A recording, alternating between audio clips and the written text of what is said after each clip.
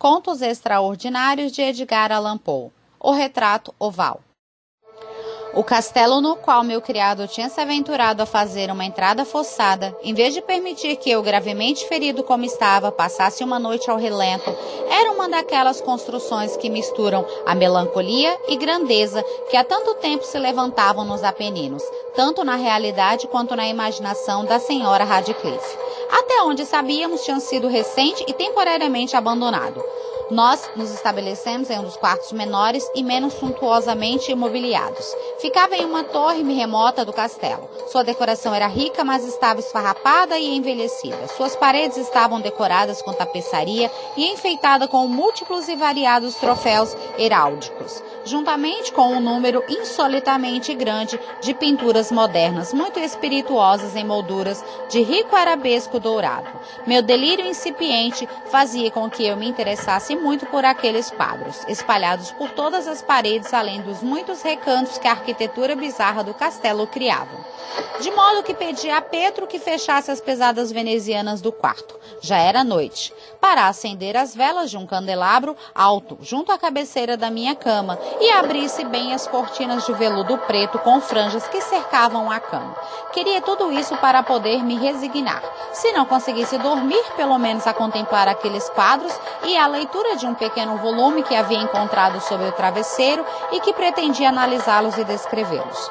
Por muito tempo li o livro e devotadamente olhei para eles. Rápida e gloriosamente as horas voaram e chegou a meia-noite profunda. A posição do candelabro me desagradava e, esticando com dificuldade minha mão, em vez de perturbar meu criado adormecido, coloquei-o de modo a lançar sua luz sobre o livro.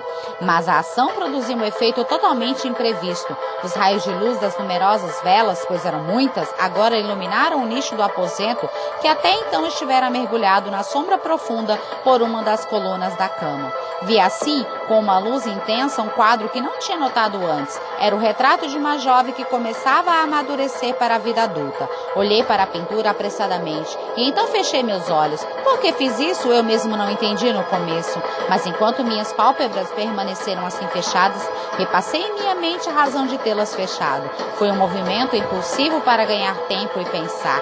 Ter certeza de que minha visão não tinha me enganado. Acalmar-me, subjugar minha fantasia e permitir um olhar mais sombrio e seguro. Em poucos instantes, olhei de novo fixamente para a pintura. Que eu agora via com nitidez, não podia e não iria duvidar, pois o primeiro lampejo das velas daquela tela pareceu dissipar o estupor sonolento que estava roubando meus sentidos e me devolveu imediatamente à vigília.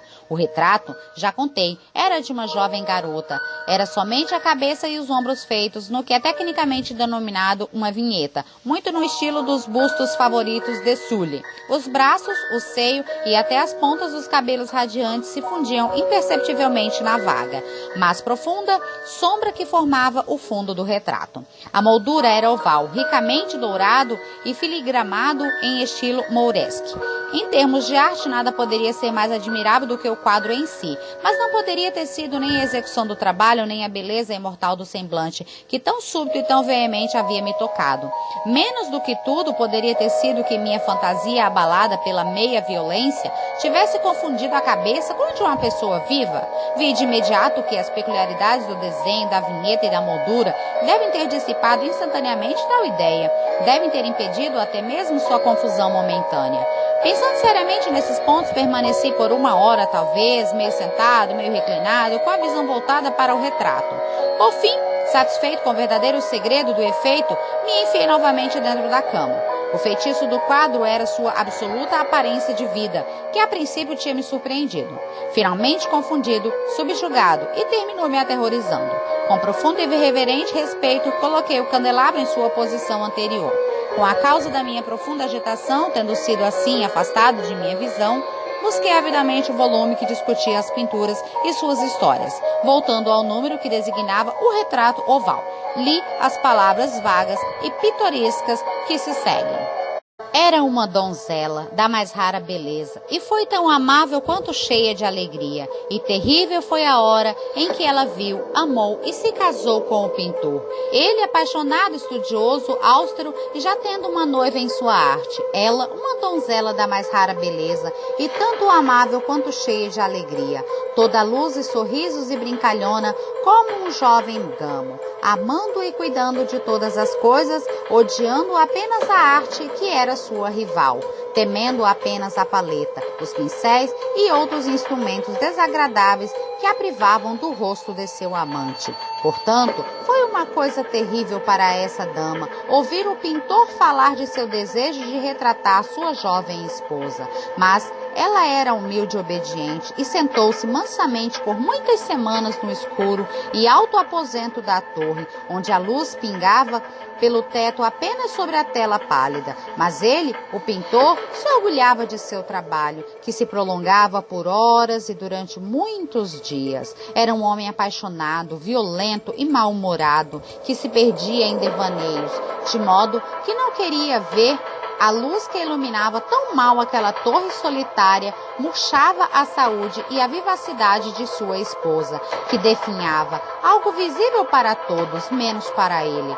No entanto, ela continuava a sorrir, sem reclamar, porque via que o pintor, que tinha grande renome, sentia um ardente e fervoroso prazer em sua tarefa e trabalhava dia e noite para pintar a mulher que amava, mas que ia ficando cada dia mais desanimada e fraca. E, na verdade, alguns que viram o retrato falaram de sua semelhança em voz baixa, como de uma poderosa maravilha, e uma prova não menos do talento do pintor do que de seu profundo amor por ela, que retratava de maneira tão extraordinária. Mas, por fim, à medida que o trabalho se aproximava de sua conclusão, não admitia mais ninguém na torre, pois o pintor havia ficado louco com o ardor de seu trabalho e desviava os olhos da tela apenas para contemplar o rosto de sua esposa.